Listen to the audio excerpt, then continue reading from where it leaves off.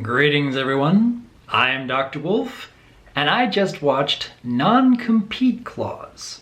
I have to say, it's a bit confusing and yet at the same time a bit nostalgic to see Applejack and Rainbow Dash going back to what I would consider their roots, because really, the very first episode that focused on the two of them, fall weather friends, was pretty much this same kind of premise, wasn't it? Competing almost the entire way through. Although in the middle of Non-Compete Clause, it kind of turns on its head, but we'll get to that. Starting from the beginning here, apparently there is a Teacher of the Month award at this new school Twilight has set up, and Fluttershy has won 9 times? Wait, this school has been around for 9 months already? Time has really been flying. Or maybe it's the fact that, well, this show tends to be pretty inconsistent with its timeline. I mean, in the very first season, you had something like Winter Wrap-Up, immediately followed by Fall Weather Friends. And that doesn't make a whole lot of sense either. Although, speaking again of Fall Weather Friends, it's made very apparent, right from the word go, about what this conflict is going to be entirely based on. Both Applejack and Rainbow Dash feel like they're in the right, and they're not willing to listen to reason. And for the first third of the story, you'd think that they're just going to rehash that entire premise from season 1. With the occasional snarky comment from the students, which actually brings us back into, okay, yes, this is a season 8 episode. It just happens to feel like a conflict that was from season 1.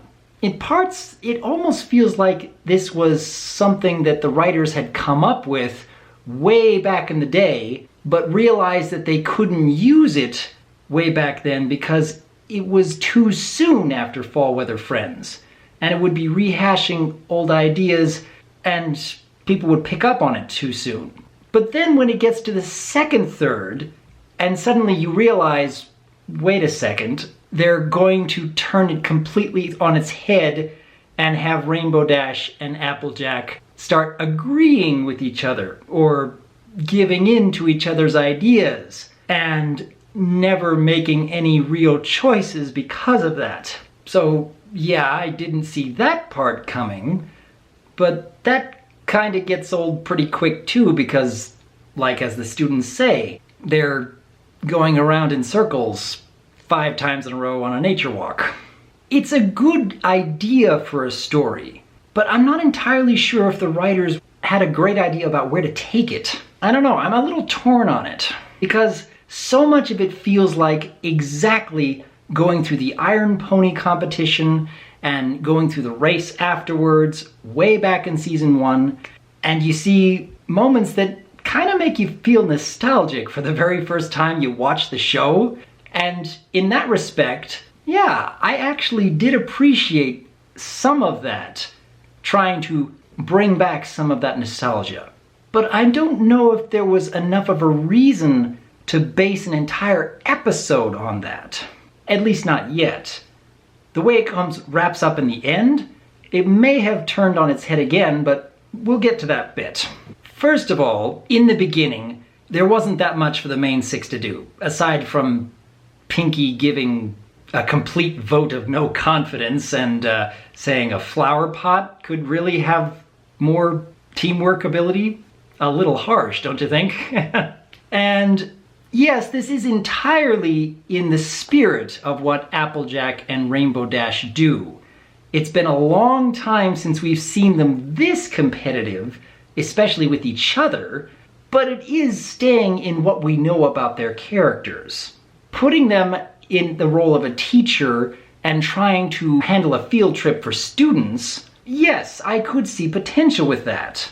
And as the students are getting upset with the teachers and, yeah, ruining a shed and then not knowing how to make a decision about going left or right, going upstream in a canoe, you'd think that maybe, just maybe, they're trying to get to a point where it's not about getting a trophy, which they do in part. They address that in part near the end, with Twilight getting upset with Applejack and Rainbow Dash. When the students come up and say that the only way that they could learn, or the most effective way they could learn the lesson, was seeing how the teachers were doing it the wrong way. Okay, I admit I don't think I've seen that in MLP before. It's a little cringe-inducing to watch every step of the way of Applejack and Rainbow Dash digging in their heels and not really thinking about trying to teach the students and trying to get this trophy, but a lesson about showing students the effects of doing things the wrong way as a way of connecting them to, okay, it actually makes sense to do it this way instead. Yes, it can have some merit, because like they said, and like I was staring at the screen the very first time Applejack said we can build a bridge. Wait, couldn't you just fly everyone over? I remember in the very first episode of season 8 they were flying themselves over, but thankfully they come in and say that exact same thing a few seconds later, so good on you for addressing that, writers. I don't entirely know whether it was worth an entire story just to get to that one point, though. It felt like they weren't sure about how to fill all the time, because yeah, listening to these two argue over and over, and then switching it up and then listening to them agree with each other and never make a choice, it can get old pretty quick. I don't know if there's much of a reason for me to go back and watch this episode again, other than maybe looking at a couple of the neat designs, because when Ocellus came up and decided, yeah, this is a good way to distract the pony-eating fish, hey, that was interesting. And seeing that Yona is afraid of water and has her life jacket ripped off, and the others needed to shift into sea pony form in order to save her. Okay, that's a little bit of an intriguing premise too. But it's very, very quick getting through those little bits. And I don't know. I did like the idea that Rainbow Dash and Applejack were getting stuck in such an obvious little vine and stick trap, because it still reminded me of, hey, how about you try swinging yourself back and forth to get out of it?